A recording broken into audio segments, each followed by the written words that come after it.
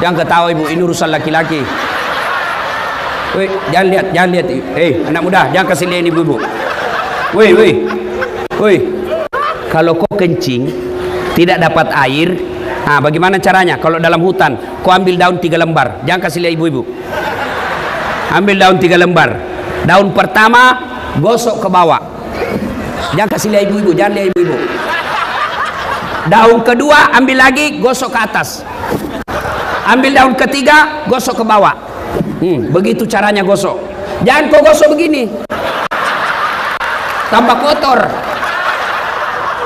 Dan ingat, sebelum kau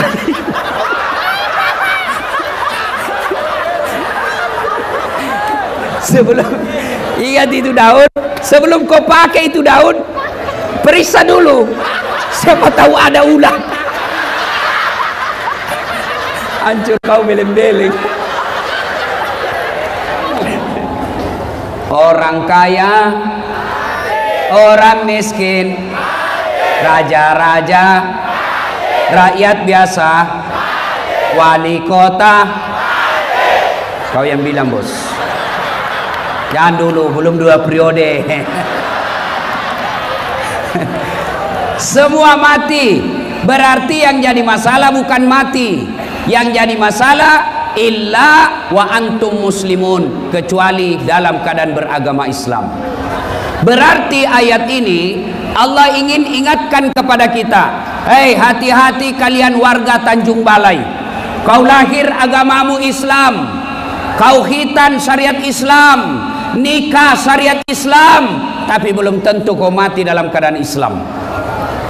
Adakah orang Islam yang mati kafir? Hanya. Siapa mereka? Contoh aja nih, contoh, jangan marah. Sabung ayam. Wih, ada juga di sini. Beleng-beleng. Didapat sama polisi. Ini judi. Dikejar sama polisi. Judi, jangan lari. Lari dia. Jangan lari. Polisi kejar. Polisi tidak bisa kejar. Kenapa? Besar perutnya.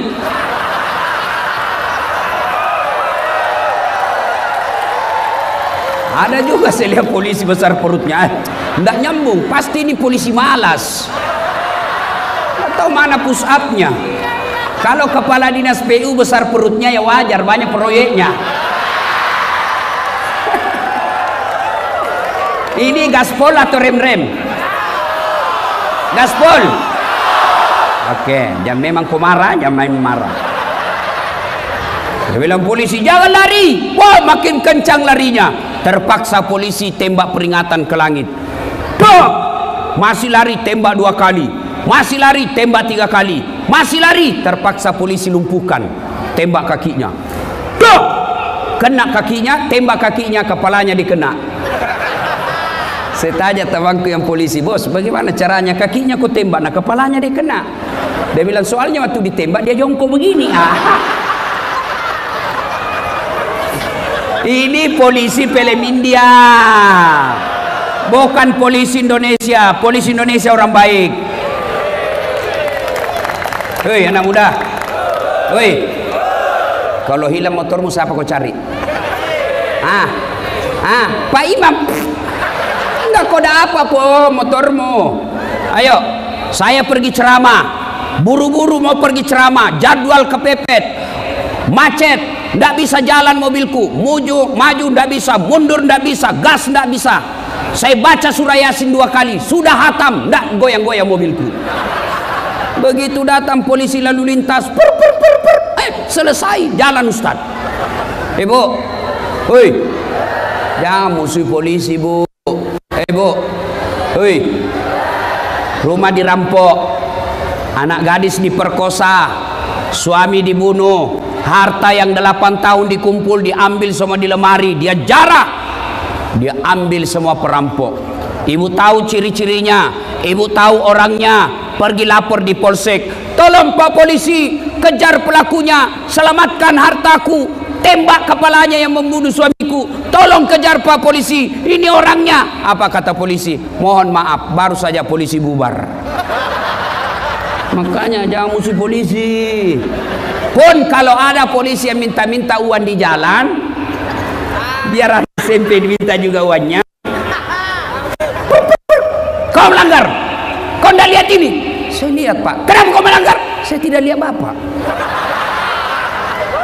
Kenapa kau tidak lihat saya? Bapak sembunyi.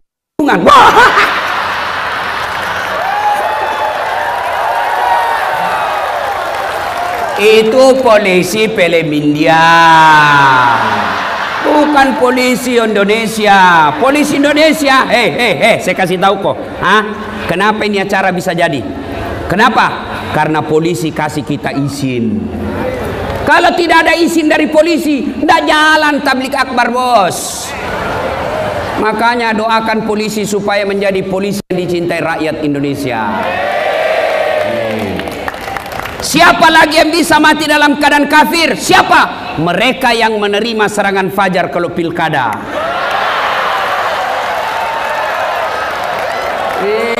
Baru kau itu.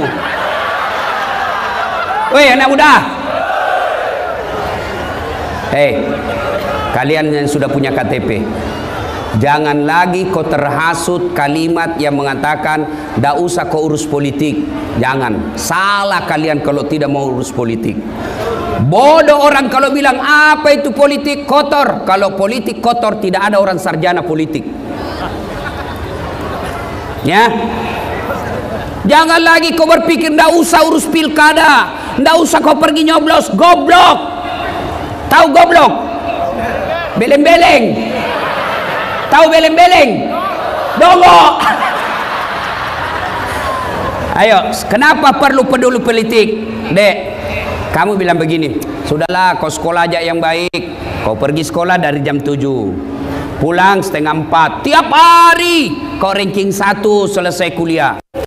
Kau juara umum di kampusmu, IP-mu 3,9. Tapi yang memegang pemerintah di kotamu, wali kotamu tidak peduli lapangan kerja, maka lebih banyak orang luar masuk menjadi kerja di sini, kalian menjadi pengangguran, kalian IP-mu 3,9. Makanya ibu, di mana-mana pilkada banyak pemilihnya perempuan. Di mana-mana pemilih lebih banyak perempuan, termasuk di Tanjung Balai ini. Ibu, mau memajukan kabupatennya? Mau anak-anaknya punya lapangan kerja? Jangan disogok ketika pilkada. Bisa ibu? Maka orang yang dapat sogok ketika pilkada kena mati, mati kau dalam keadaan kafir. Termasuk anggota DPR yang terpilih karena nyogok.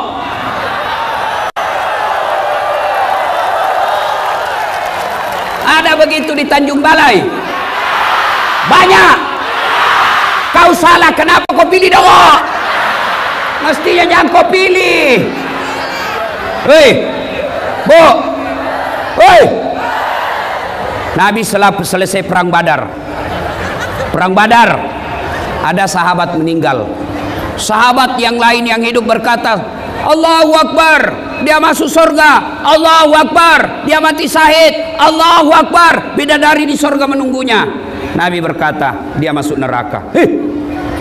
Kenapa bisa masuk neraka ya Rasul? Dia membela agama Allah, dia mati syahid, berjuang bersama Rasul. Kok bisa masuk neraka ya Rasul? Nabi katakan, kau periksa kantongnya. Periksa kantongnya. Ternyata ada barang Baitul Mal yang ada di kantongnya yang diambil secara tidak halal. Coba, siapa yang bisa begini? Termasuk kepala-kepala dinas, kalau pindah rumah dinas hilang semua gorden.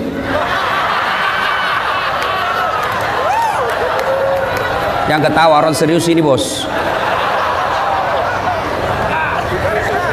Gaspol toh?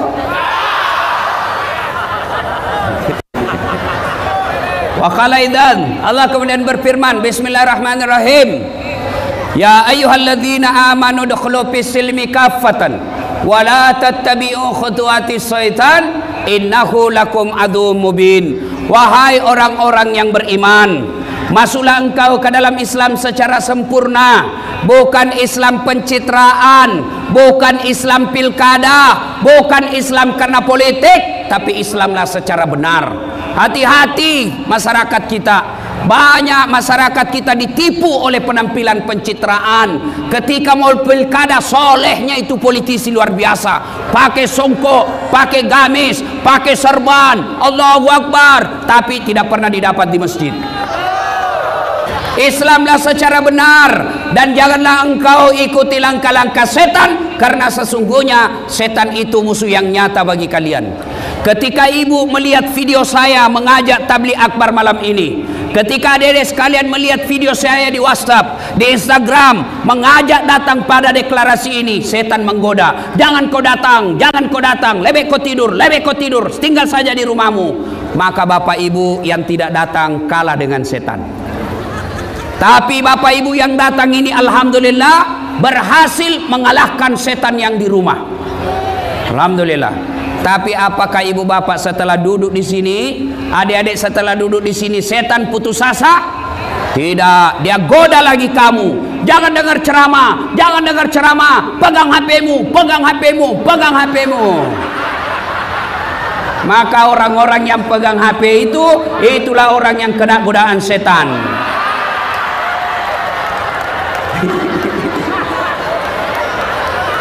Kalau sudah tahu bahwa pegang HP saat ceramah godaan setan, masih dia pegang HP-nya, maka bukan godaan setan yang mengenai dia, tapi dia sudah jadi setan.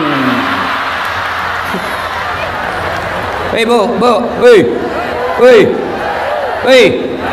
simpan dulu HP-nya ibu. Selama ibu pegang HP, pasti ibu tidak dengar ceramah. Sudahlah, tidak usah dulu berWhatsApp. Jauh-jauh kasihan saya datang ke sini baru kau tidak dengar saya ceramah, kasihan. Selama ibu pegang ceramah begini, handphonenya pasti yang kuperhatikan monitor HP-mu. Kau tidak dengar ceramahnya Ustadz. Siaran langsung juga di Facebook. Baru umurnya sudah hampir 55 tahun. Pakai siaran langsung juga Facebook. Baru cuma 2 penontonnya. Beleng-beleng. Woi bu, woi. Saya pakai itu HP-mu. Ibu-ibu yang tidak mau pegang simpan HP-nya, yang pegang HP-nya selama saya ceramah, saya doakan suaminya kawin lagi. Kenapa bapak-bapaknya amin? Ibu-ibu yang pegang HP, kita doakan ya Allah kasih jodoh lagi suaminya. Satu lapangan doakan suamimu. Sebentar foto-foto ibu, sebentar. Saya di Makassar Pak Wali, saya lagi ceramah, beginilah model saya. Tiba-tiba ada ibu-ibu di belakangi saya. Barusan ada orang saya ceramah di belakangi saya. Ternyata diambil HP-nya, selfie. Rata-rata fans saya kan ibu-ibu. Ibu-ibu yang sudah muka sakaratil maut. Capek sudah ceramah lah, sudah bilang Ustadz boleh selfie, sini terpaksa kita layani deh, karena kalau tidak update status Ustadz Dasat sombong banget, terpaksa kita layani selfie. Sudah ulang Ustadz, kabur Ustadz, ulang lagi Ustadz, jelek Ustadz, dalam hatiku biar kau ulang 10 kali namun kamu yang kabur.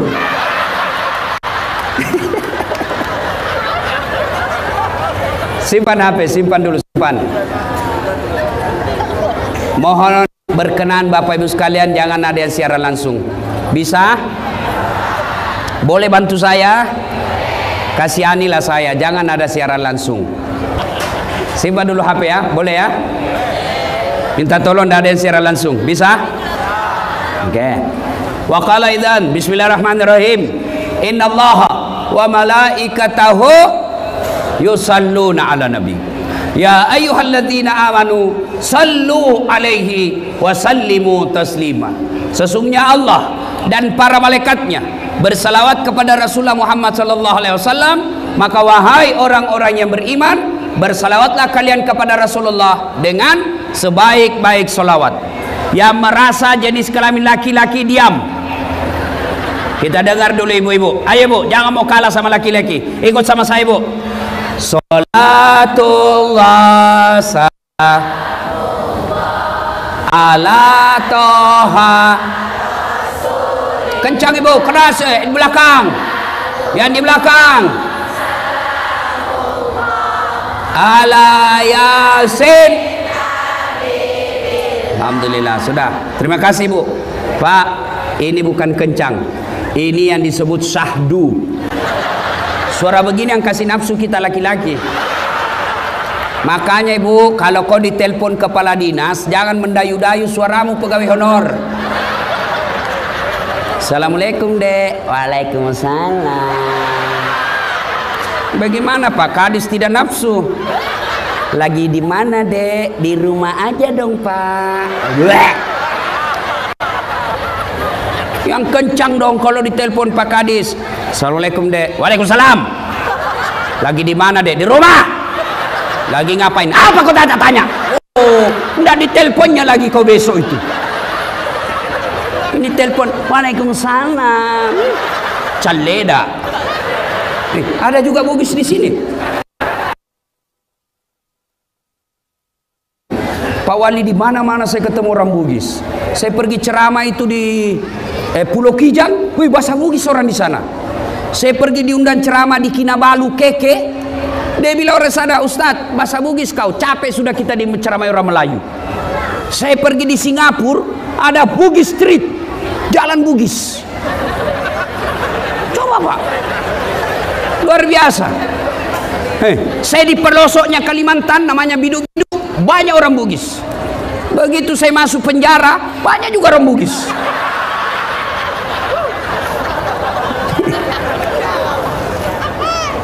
Ayo, ibu-ibu diam, kita dengar bapak-bapak. Ayo anak muda, adik-adik remaja, kencangkan suaramu. Buktikan bahwa kalian cinta kepada Rasul dengan berselawat dengan semangat. Ayo ikut-ikut. Salatullah ala toha Rasulillah. Salatullah ala Yasin. Terima kasih. Hai, Bapak Ibu diam, kita dengar ini yang di depan. Ini yang kepala dinas, Pak Kapolri ya. Kok diam, keras enggak suaranya nih? Gayanya aja nanti nih kita lihat. Ayo diam. Adik-adik, ibu-ibu diam. Ayo. Pak Dandim, jangan mempermalukan tentara. Yuk. Nah, sholat. Hai. Lobet itu mau poligami.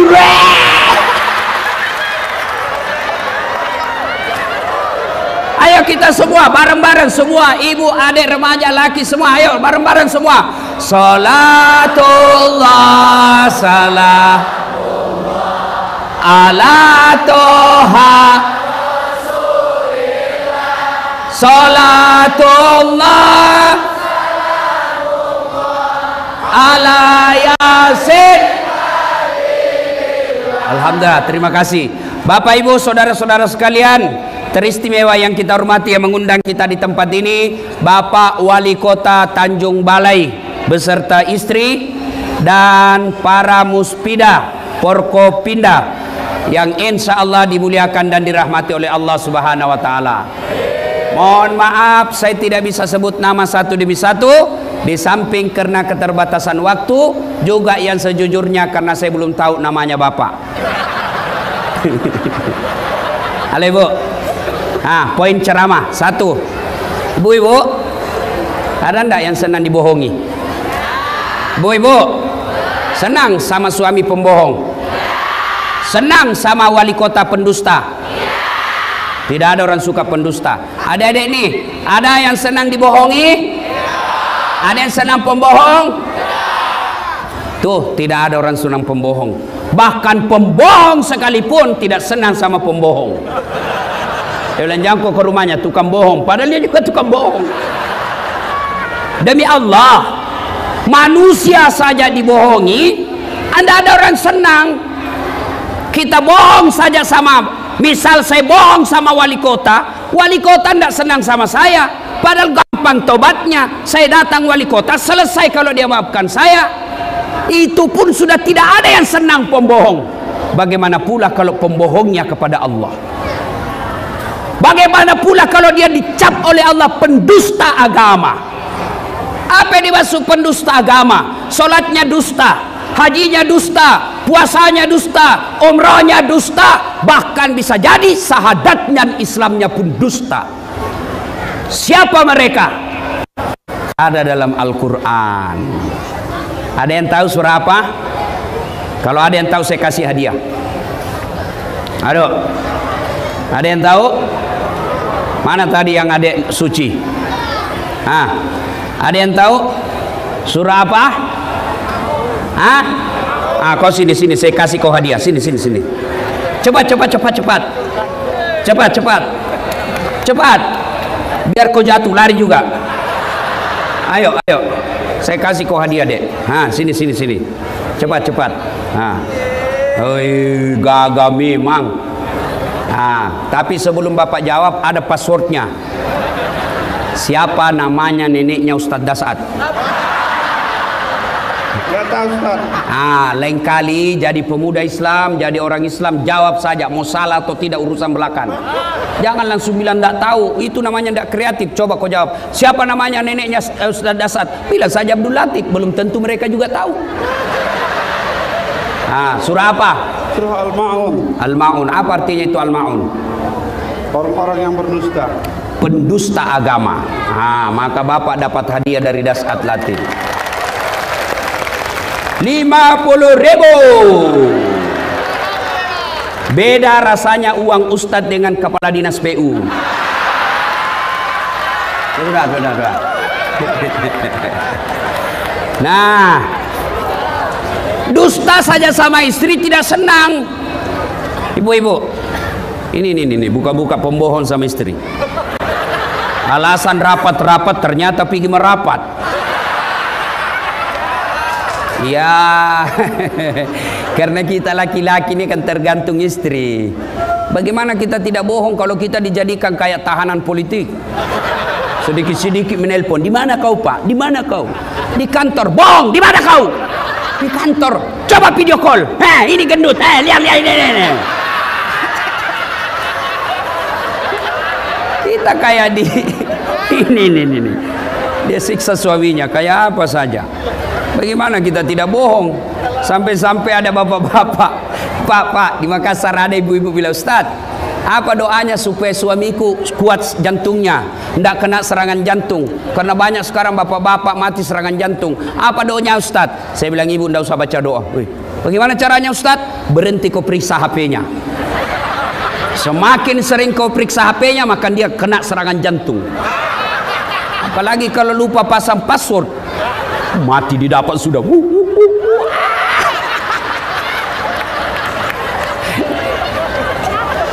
Bu, tidak ada orang suka pembohong kan? Coba, sakit hati kan ibu dibohongi? Tapi ketahuilah, Allah berfirman, Bismillahirrahmanirrahim. Ara'aital ladzi yukadzibu biddin. Tahu enggak kamu pendusta agama, kata Allah. Siapa mereka? Satu, mereka yang menghardik anak yatim. Coba, Bapak Kepala Dinas, Kesra, Kebersihan, Kapolres, Dandim, Sekda, Wali Kota, Bapak sholat tengah malam tiap hari, tahajud tiap hari, tadarus 7 satu hari, bangun masjid, tapi di samping rumah Bapak ada anak yatim piatu, kita biarkan terlantar, bahkan dia tidak sekolah gara-gara tidak punya duit, maka Bapak kategori termasuk pendusta agama. Hajimu dusta, puasamu dusta, salatmu dusta. Kenapa? Kau biarkan anak yatim piatu terlantar di samping rumahmu. Termasuk pengurus panti asuhan yang dia kaya, dia pakai mobil, dia ber-AC kamarnya, anak yatimnya dia sengsarakan. Itu pendusta agama itu. Kalau Bapak dusta sama saya, gampang taubatnya. Tapi kalau Bapak dusta kepada pendusta agama ini, menelantarkan anak yatim, maka Bapak termasuk kategori pendusta agama.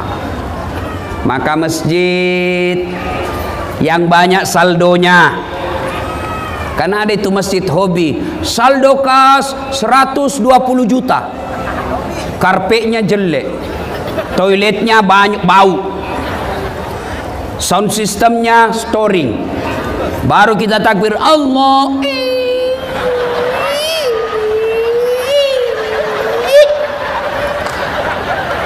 Ada juga masjid begitu, saldo kasnya 120 juta, toiletnya tidak ada airnya.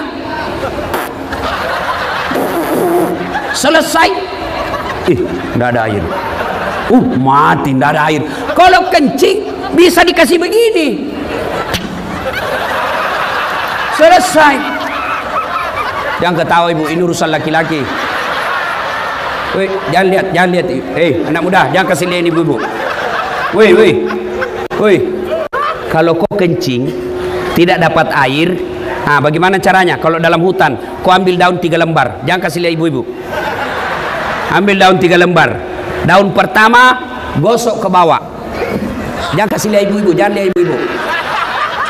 Daun kedua ambil lagi, gosok ke atas. Ambil daun ketiga, gosok ke bawah. Begitu caranya gosok. Jangan kau gosok begini,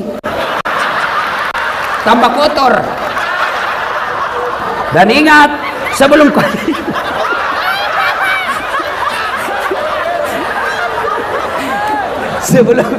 ingat itu daun, sebelum kau pakai itu daun, periksa dulu, siapa tahu ada ulat. Hancur kau beleng-beleng.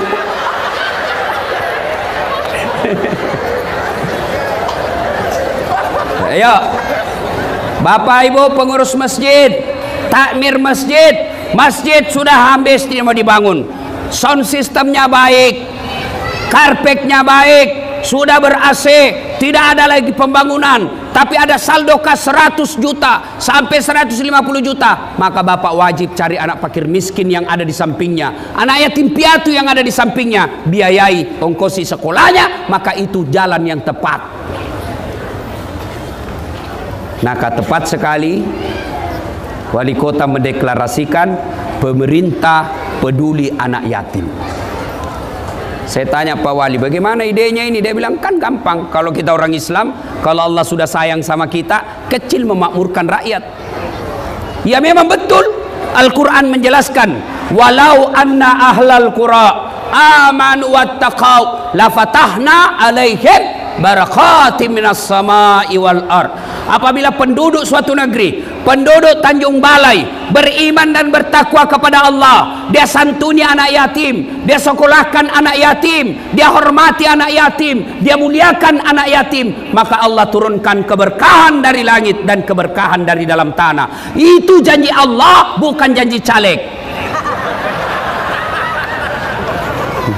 Kalau janji caleg deh, Anda boleh kita dijanji surga, surga pun dijanjinya. Pilih saya, sama-sama kita orang Melayu. Ini kartu nama saya. Kalau saya menang, telepon saya 24 jam. Ini nomor teleponku. Begitu terpilih, dia ganti nomor HP-nya. Beling-beling. Bapak, Ibu, saudara-saudara sekalian, maka Pak Wali Kota kumpulkan kepala dinas, kumpulkan kepala bagian, kumpulkan para pegawai, paksa dia masuk surga. Lebih baik kalian pegawai negeri dipaksa masuk surga daripada kalian sukarela masuk neraka. Kan beda itu kalau wali kota punya perintah dengan ustadz. Coba kalau wali kota bilang, saudara-saudara kepala dinas, siapa yang menyumbang untuk anak yatim? Langsung semua, 2 juta Ustaz. Pak Wali, saya 3 juta Pak Wali, saya 5 juta Pak Wali. Lalu Bapak kalau ada yang tidak ada yang ngomong, Bapak bilang sebenarnya banyak menjadi kepala dinas. Kalau Bapak tidak siap membantu anak yatim, ya saya mohon dengan hormat Bapak minggir dulu jadi kepala dinas. Oh, langsung nyumbang semua 10 juta Pak Wali.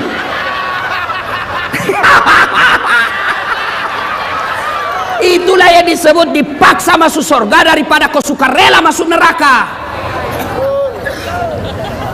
Wali kota diktator, masa dia potong seenak-enaknya? Itu agar kau masuk surga. Lebih baik daripada kau pakai pikaroke dan licik. Dilarang pakai pelat merah pergi pikaroke, dia ganti pelatnya pelat bodong. Dongo. Pergi panti asuhan. Kenapa ke panti asuhan? Itu yang dicintai Allah. Ada orang dia bilang lebih ke panti pijat. Kenapa panti pijat? Panti asuhan. Dia bilang sama saja Ustadz, sama-sama panti.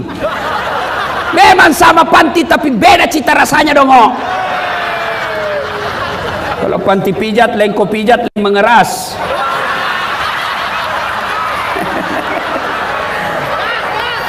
Gaspol. Gaspol. Oh ibu, bagaimana suamimu tidak selalu ke panti pijat? Nah kau tidak pernah pijat suamimu.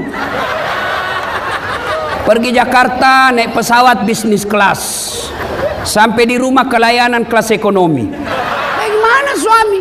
Kan enak juga itu kalau suami capek pergi kerja, seharian dicarikan duit, pulang suaminya dia sambut dengan senyum, sudah rapi dengan pakaiannya, lipstiknya sudah baik, bedaknya, baunya sudah harum, bajunya matching, lalu datang suaminya dia sambut, assalamualaikum kakandaku Arjunaku. Lalu suaminya berkata, waalaikumsalam adindaku Sri Kandiku. Langsung dia bilang istrinya, abang gagah betul hari ini. Langsung suaminya berkata, berarti saya jelek kemarin. Lalu tampillah istrinya. Suaminya tadi dia dengar kabar dimarah-marahi sama wali kota karena salah melaksanakan tugas. Lalu istrinya tampil berkata, sabar bang, memang beginilah jadi bawahan. Kadang kala kita baik, kadang kala kita salah. Apa boleh buat? Masa abang yang mau marah wali kota? Ya wajarlah abang dimarahi sama wali kota. Lalu ibu sekati dia buka sepatunya, sambil ibu dekap lagi lalu menyanyi, bila kamu di sisiku hati rasa syahdu. Langsung suaminya berkata, bulan depan ku belikan kau cincin. Masuk lagi kamar suami, kamarnya berantakan, mau marah, datang lagi istrinya, dia sambut suaminya sambil dia peluk dari belakang sambil menyanyi, insaflah wahai manusia bila dirimu bernoda. Wah tenang itu suami. Dan malah sebaliknya di kantor wali kota sudah dimarah-marahi sama wali kota. 2 bulan yang akan datang dia pensiun, kan makin stres. Lalu sakit-sakitlah suaminya, dia pangkulah suaminya sambil menyanyi, bila Israel datang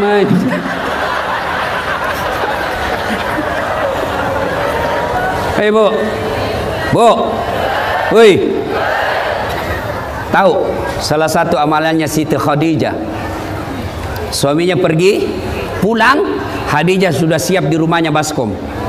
Apa isinya baskom? Air hangat. Begitu Rasul datang, suruh Nabi duduk di kursi, lalu Khadijah siapkan baskom di telapak kaki suaminya dengan air hangat diurut-urut suaminya.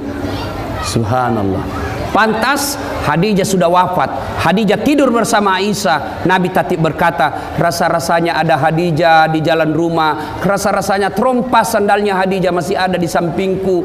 Aisyah cemburu, ya Rasulullah, kenapa sih Khadijah terus kau ingat? Saya tidur bersamamu tapi Khadijah di otakmu. Apa sih kelebihannya Khadijah? Kau nikahi dia sudah 2 kali janda. Dia lebih tua 15 tahun, saya masih dalam keadaan perawan, lebih muda darinya. Ya Rasul, apa kata Nabi? Kau tidak bisa membandingkan dirimu dengan Khadijah. Khadijah adalah wanita yang paling menyayangi saya. Ketika tidak ada orang percaya, Khadijah yang tampil pertama kali sayang sama saya dan percaya sama saya. Lalu Khadijah selalu urut-urut telapak kakinya. Bahkan Khadijah ketika mau tidur suaminya, dia usap-usap rambutnya suaminya, Rasulullah Muhammad SAW.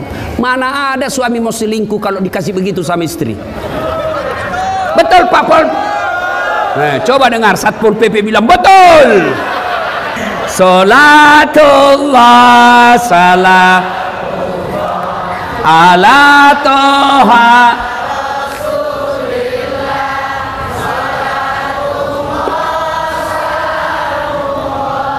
ala yasin, supaya suami tidak ke panti pijat, maka ibu sambil urut-urut telapaknya, urut-urut betisnya, nasihati suami, bang, abang ini kan punya rezeki berlebih, alhamdulillah gaji kita lebih dari cukup, proyek juga sudah jalan, kontraktor juga banyak setorannya bang. Ada kontraktor di sini? Biasanya yang dekat-dekat wali kota itu umumnya kontraktor. Ada kontraktor? Pak Wali sekarang adalah gula. Namanya gula, banyak semut merapat. Tapi ketahuilah semut-semut yang dekat dengan Bapak hanya menginginkan gula yang ada di Bapak.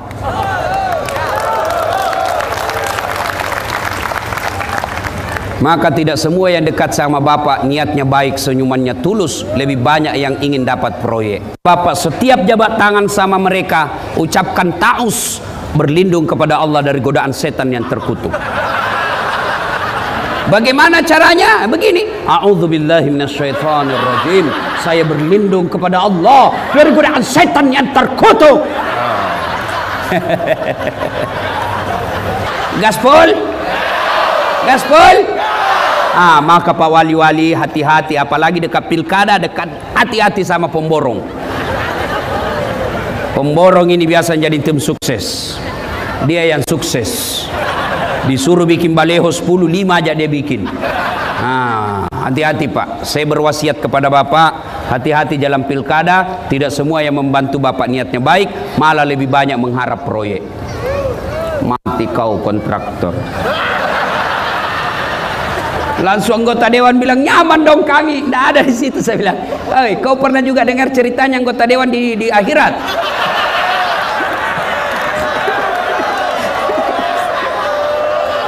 Pernah dengar? Jadi ada penghafal Quran, anak yatim piatu, masuklah dia dalam surga. Dilihat, kenapa banyak anggota dewan di sini? Di negaraku banyak ditangkap gara-gara korupsi. Kok bisa berkeliaran di surga mereka ini? Dia datang sama penjaga surga, malaikat. Kenapa banyak ini anggota dewan di sini? Negara saya banyak ditangkap gara-gara korupsi dan persinahan. Kenapa banyak di dalam surga? Kata malaikat, tidak usah ku ribut. Kenapa? Ini cuma reses, sebentar lagi dia pulang ke tempatnya.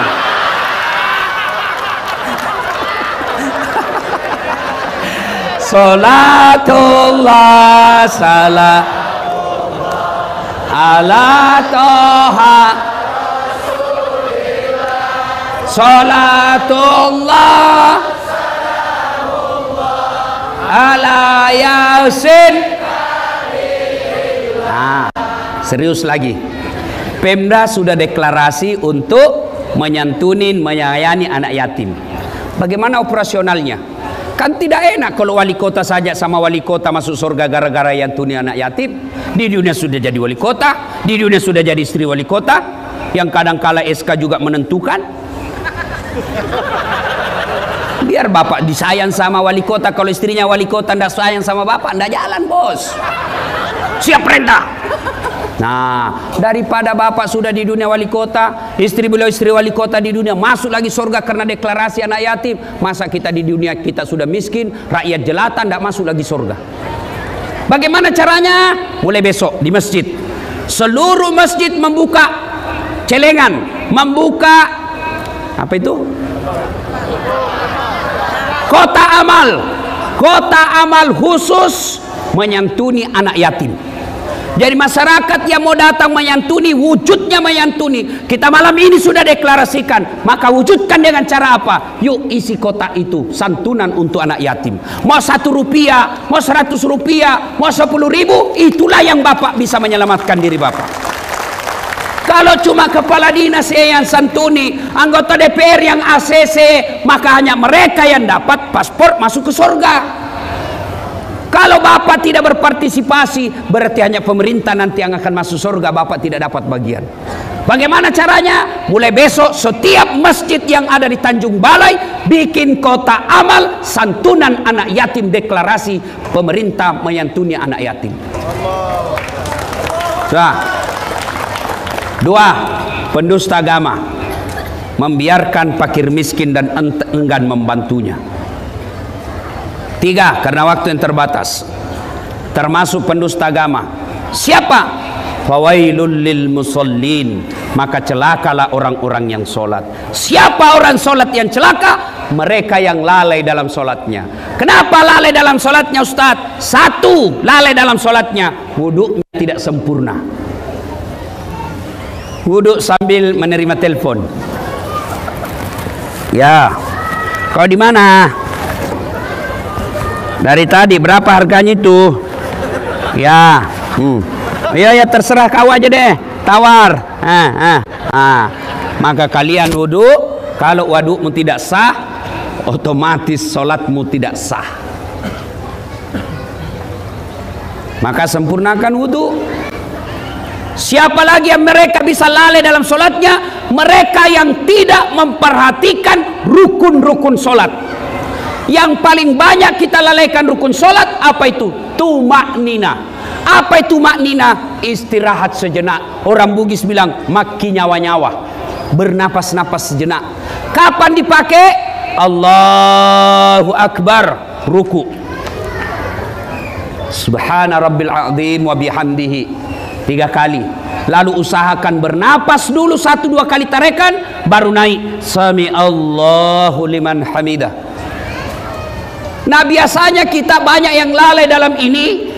Sami Allahu liman hamidah, angkat ini lurus ke bawah sambil bernapas. Rabbana lakal hamd. Napas 1-2 kali baru turun. Tapi apa yang kita praktek? Sami Allahu liman hamidah. Yang ketawa bos, serius ini. Maka wajar bapak 30 tahun sholat, bapak yang sholat tapi bapak tukang tipu. Bapak yang sholat tapi bapak suka makan barang haram. Bapak yang sholat tapi bapak yang pezina. Kenapa? Karena sholatmu tidak sesuai yang ajarkan Nabi. Contoh, ini kisah nyata waktu saya masih kuliah KKN. Waktu itu belum saya jadi ustadz. Saya baru kenal satu hari kawan saya, anak teknik. Dia pakai baju takwa. Saya pikir pasti anak pesantren. Kalau kau jadi imam, dialah jadi imam. Pas baca imam, baca Al-Fatihah masih lancar. Begitu dia baca surah pendek, dia baca Al-Kafirun. Dalam hatiku, cari penyakit ini. Dia bacalah itu. Wala antum abiduna ma a'bud, wala ana abidum ma abattum, wala antum abiduna ma a'bud, wala ana abidum ma abattum, wala antum abiduna ma a'bud, wala ana abidu. Saya sama teman saya sudah berkodem, nyasar dia. Wala antum abiduna ma a'bud, wala ana abidum ma abattum, wala antum putar-putar dia. Wala antum abiduna ma, wala ana abidum ma. Ini jengkel temanku, dia teriak, "Weh, kenapa itu tak putar-putar?" Dia bilang, "Ini imam, ini juga kupikir." Kacau sholat. Siapa yang salah? Siapa salah? Siapa salah? Imam. Ayo, ini kisah nyata lagi waktu saya SD, SMP di kampung. Sholat asar, sujud. Lama sekali imam. Kenapa lama sekali imam sujud? Tidak biasanya lama begini. Orang tunggu, tidak naik-naik kepalanya. Ada kawan saya, dia angkat kepalanya. Langsung teriak, "Woi, hilang imam." Ternyata ketika kita sujud, imam di depan melarikan diri keluar dari pintu samping. Bubar sholat. Selesai sholat, saya tanya, "Pak Imam, kenapa kau tinggalkan saf?" Dia bilang, "Saya kentut nak." "Pak Imam, lain kali kalau kau kentut, kasih naik dulu kepalanya kita supaya dilihat kau keluar." Dia bilang, "Saya sengaja karena saya malu, kau tahu." Siapa salah? Siapa salah? Imam. Ini ala lagi Pak, penghafal Quran. Dia jadi imam, dia baca yang paling panjang. Hanya dia yang hafal Pak. Begitu lagi dia baca, tiba-tiba ada cicak jatuh hampir kena kepalanya. Kaget. Stres, dia lupa sambungan ayatnya. Dia ingat-ingat, tidak bisa. Apa sambungannya? Dia lupa betul. Lama hening satu masjid, tidak ada sama sekali suara. Tiba-tiba Pak Imam bilang, "Tolong bantu di belakang." Dia bilang, "Yang di belakang saya juga tidak tahu." Berteriaklah paling belakang. Dia bilang, "Kalau begitu ya sudah, Allahu Akbar." Siapa salah? Siapa salah? Imam. Ada lagi nih, kan kadang-kala ada imam itu dia balik-balik sunnah Nabi. Nabi katakan, kalau kau jadi imam, ringkaskan bacaanmu. Kenapa? Karena yang di belakang macam-macam. Makanya imam sebelum angkat takbir, dia akan berkata, "Salat jami rahimakumullah." Luruskan dan rapatkan saf. Tujuannya apa? Kita mau lihat pasukan. Ibarat Kapolres inspeksi pasukan. Maka kata Nabi, ringkaskan. Kenapa? Di belakang ada orang tua yang sudah pensiun, tidak bisa lama berdiri, rematik.